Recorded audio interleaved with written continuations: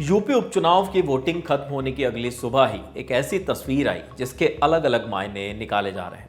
तस्वीर आई है यूपी के सीतापुर जिले से, जहां समाजवादी पार्टी के नेता आजम खान बंद हैं और आजम से जेल में मिलने पहुंचे आज़ाद समाज पार्टी के नेता और नगीना सीट से सांसद चंद्रशेखर आज़ाद। जेल के अंदर दोनों की मुलाकात करीब 1 घंटे तक चली। वैसे ये कोई पहली बार नहीं है जब चंद्रशेखर और आजम खान की मुलाकात हुई हो। इससे पहले भी चंद्रशेखर रामपुर में आजम खान के परिवार से मिलने पहुंचे थे। तब आजम की पत्नी तंजीम फातिमा और उनके बेटे से चंद्रशेखर की मुलाकात हुई थी। आजम खान के परिवार से चंद्रशेखर की मुलाकात 17 नवंबर को हुई थी और अब 4 दिन बाद चंद्रशेखर सीतापुर जेल में आजम से मिलने पहुंचे। जेल के अंदर दोनों नेताओं के बीच क्या बात हुई इसे लेकर जब चंद्रशेखर से सवाल पूछा गया तो उन्होंने योगी सरकार पर निशाना साधते हुए कहा कि सरकार ने आजम को जेल में उस जगह पर रखा है जहां फांसी दी जाती है। काफी लंबी बात हुई और मेरा पूरा जो है ध्येय इस बात पे था कि उनकी तबीयत कैसी, क्योंकि मेरा उनका राजनीति से अलग एक बहुत करीबी दोस्ताना पारिवारिक रिश्ता है, तो मैं उनके मामलों को भी देख रहा हूं। जिस तरह से बकरी चोरी कराने में 10 साल की सजा, ऐसे एक होता चोरी करना एक कराना, ऐसे छोटे छोटे मामलों में बड़ी बड़ी सजा। और जिस जज ने उनको निर्दोष करार दिया वो जज शाम के समय तक ट्रांसफर होकर दूसरे जिले में चले जाते हैं। जिस तरह से लोकतंत्र की हत्या हो रही है, संवैधानिक संस्थाओं को कुचला जा रहा है, ये किसी छिपावा नहीं है। मैं उनसे मिला हूं, वो फांसी घर में है जहां पहले फांसी दी जाती थी ना आजादी से पहले, उसी फांसी घर में हूं। मैं उनसे मिला और मेरा ये विश्वास है कि ये परेशानी के बादल जल्द छट जाएंगे। चंद्रशेखर से जब ये पूछा गया कि क्या यूपी के अगले विधानसभा चुनाव को ध्यान में रखते हुए वो आजम से मिलने पहुंचे हैं, तो उन्होंने फिलहाल के लिए तो इससे साफ तौर पर इनकार कर दिया। लेकिन राजनीति में कब समीकरण बदल जाए इसकी कोई गारंटी नहीं है। आप ये सोचिए, अगर मुझे कोई राजनीतिक नफा नुकसान की परवाह होती तो मैं चुनाव से पहले उनके पास आता, क्योंकि अगर वो एक बार थोड़ा सा इशारा कर देते तो बहुत बड़ा परिवर्तन उत्तर प्रदेश की राजनीति में उपचुनाव में हो जाता। लेकिन मैं इसलिए चुनाव के बाद आया हूं कि ये मेरा जो रिलेशन है, रिश्ता है, ये राजनीतिक ना होके वो जो मजबूत रिश्ता है, वैचारिक, व्यवहारिक, पारिवारिक।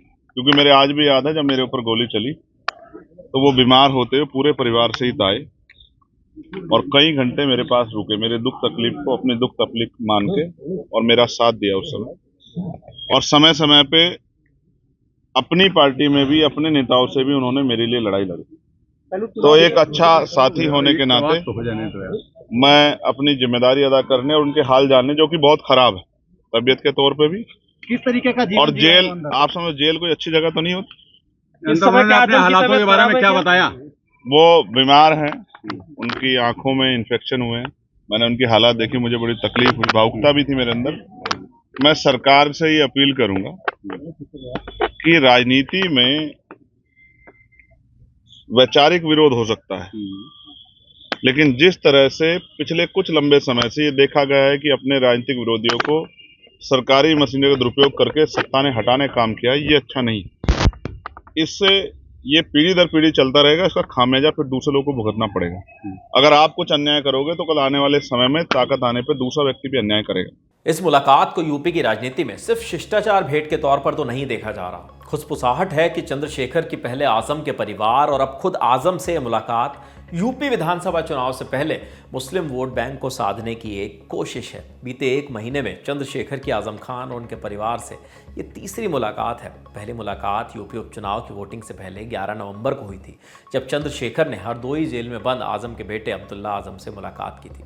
ये मुलाकात करीब 1 घंटा 17 मिनट तक चली थी। दूसरी मुलाकात 17 नवंबर को रामपुर में हुई, जब चंद्रशेखर आजम खान की पत्नी तंजीम फातिमा और बेटे अदीब आजम से मिलने रामपुर पहुंचे। चंद्रशेखर और आजम परिवार की मुलाकात को दोनों ओर से भले राजनीति से परे दिखाने की कोशिश हो रही है, लेकिन यूपी की राजनीति का इतिहास रहा है कि हर मुलाकात के पीछे एक कहानी होती है। आप इस मुलाकात पर क्या राय रखते हैं और क्या राजनीतिक समीकरण इससे देखते हैं, हमें कमेंट बॉक्स में ज़रूर बताइए। आपके लिए तमाम जानकारी जुटाई है हमारे साथी सुप्रिया ने। इस खबर से जुड़े आगे और भी जो अपडेट्स आएंगे वो भी हम आप तक पहुंचाते रहेंगे। देखते रहिए दी लल्लन टॉप। शुक्रिया। 499 रुपए में क्या ही मिलता है। पॉपकॉर्न का एक डब्बा मिलता है, एक कहानी पूरी सुनते हो और सब सफाचट हो जाता है। लेकिन अब बारी है कितनी ही कहानियां सुनने की। मम्मी को आप पसंद क्यों नहीं हैं, बताएंगी सुनंदा शर्मा। मम्मी कैसी हैं, पूछेंगे महीप सिंह। कहाँ गाड़े थे, विधायक जी आके खुद बताएंगे रामाधीर सिंह यानी कि तिग्मांशु धूलिया। तापसी पन्नू आएंगी और बताएंगी ओटीटी पर साम्राज्य कैसे कायम किया जाता है। और तमन्ना की तमन्नाओं की भी तो खबर सुननी है। फिर मुन्ना भैया भी चले आ रहे हैं पूरा कारवां लेकर, और जो मुन्ना भैया बचे तो आ रहे हैं स्टैंड अप कॉमेडियन, एक और नाम है गौरव कपूर। पर इन सब से इतर है एक बहुत बड़ा सवाल जिस पर पूरे ब्रह्मांड में मंथन चल रहा है कि ब्राउन रंग किसने लिखा है। जानने के लिए बादशाह रैपर से आपको खुद सवाल पूछना पड़ेगा, काहे से कि वो भी आ रहे हैं। इतने सारे सितारे आ रहे हैं, सब नहीं बता पाएंगे क्योंकि ये लल्लन टॉप अड्डा का प्लान है। कोई पेपर तो है नहीं जो लीक हो जाए। 499 रुपए का टिकट है, 3 दिन की भरपूर मौज है। तारीख जल्दी से कैलेंडर पे कट्टम जीरो करके बना लीजिए। 22, 23 और 24 नवंबर। जगह है दिल्ली का नेशनल स्टेडियम, मेजर ध्यानचंद यानी दद्दा के नाम पर बना हुआ नेशनल स्टेडियम। और ये टिकट मिलेगा कहाँ? फटाक से जाइए thelallanTop.com की वेबसाइट पर, उसके माथे पे चमचमाता हुआ बैनर दिखेगा, ठोक दीजिएगा क्लिक, भर दीजिएगा डिटेल, मिल जाएगा आपको अपना टिकट।